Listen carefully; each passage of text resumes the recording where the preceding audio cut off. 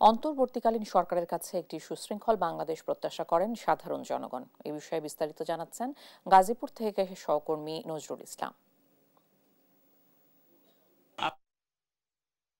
যেমনটা বলছিলেন, আপনারা জানেন যে আমরা যেখানটায় রয়েছি এবং আশপাশে কিন্তু জনসাধারণ সাথে বিভিন্ন শ্রেণী পেশার মানুষের সাথে কিন্তু আমরা কথা বলে যেটা জানতে পেরেছি, এই সরকারের কাছে কিন্তু তাদের বহু প্রত্যাশা রয়েছে। তারা কিন্তু চাচ্ছেন যে একটি পরিচ্ছন্ন সরকার গঠন করবে এবং সেই সরকারের মাধ্যমে যেন সর্বস্তরে মানুষের যে নিরাপত্তার ব্যাপার সেটাও কিন্তু বলেছেন এবং চলমান যে সহিংস ঘটনা রয়েছে সে থেকে সাধারণ মানুষ মুক্তি চাচ্ছেন। এর পাশাপাশি যেন প্রতিটি দপ্তরেই মানুষের যেন পরিচ্ছন্ন ফিরে আসে, এরকমটি প্রত্যাশা করছেন এবং তার পাশাপাশি যে দেশের আইনের শাসন কিন্তু তারা চাচ্ছেন যে এতদিন যাই কিছু হয়েছে সেটা বড় কথা না, এখন কিন্তু সাধারণ মানুষ চাচ্ছেন যে আইনের শাসন যেন সবটি শ্রেণী সব জায়গায় যেন সেটা চলমান থাকে এবং মানুষ যেন নিরাপদে থাকতে পারেন। সব কিছু মিলে কিন্তু একটি সুন্দর পরিবেশ চাচ্ছেন।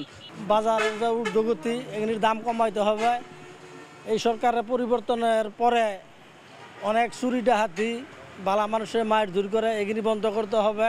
দেশটা শান্তি থাক, মানুষের শান্তি হোক, এই দুর্নীতি থেকে মুক্তি হোক। এর পাশাপাশি যে প্রতিটি জায়গায় অর্থাৎ যে গুরুত্বপূর্ণ স্থানগুলো সেটিকে এবং দুর্নীতি মুক্ত করতে পারেন এবং যিনি স্বচ্ছতা ফিরিয়ে আনেন, এরকমটাই দাবি কিন্তু সাধারণ মানুষ করছেন।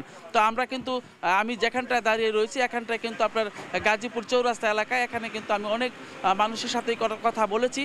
তারা সবাই কিন্তু একই কথা বলছেন যে আইনের শাসন যেন প্রতিষ্ঠা পায়, যে আইনের শাসনের জন্য এত লড়াই সংগ্রাম সেটা যেন অব্যাহত থাকে। এর জন্য কিন্তু তারা বলেছেন যে এখানে রক্ত দেওয়া হয়েছে আইনের শাসনের জন্য, সেটা যেন ঠিক থাকে। তো এমনটাই কিন্তু সকল মানুষের কাছ থেকে মুখ থেকে বেরিয়ে আসছে যে আইনের শাসন প্রতিষ্ঠা এবং একটি সুন্দর সমাজ ব্যবস্থা গড়ে তুলবে এই সরকারের কাছে, এমনটাই প্রত্যাশা করছেন সাধারণ মানুষ।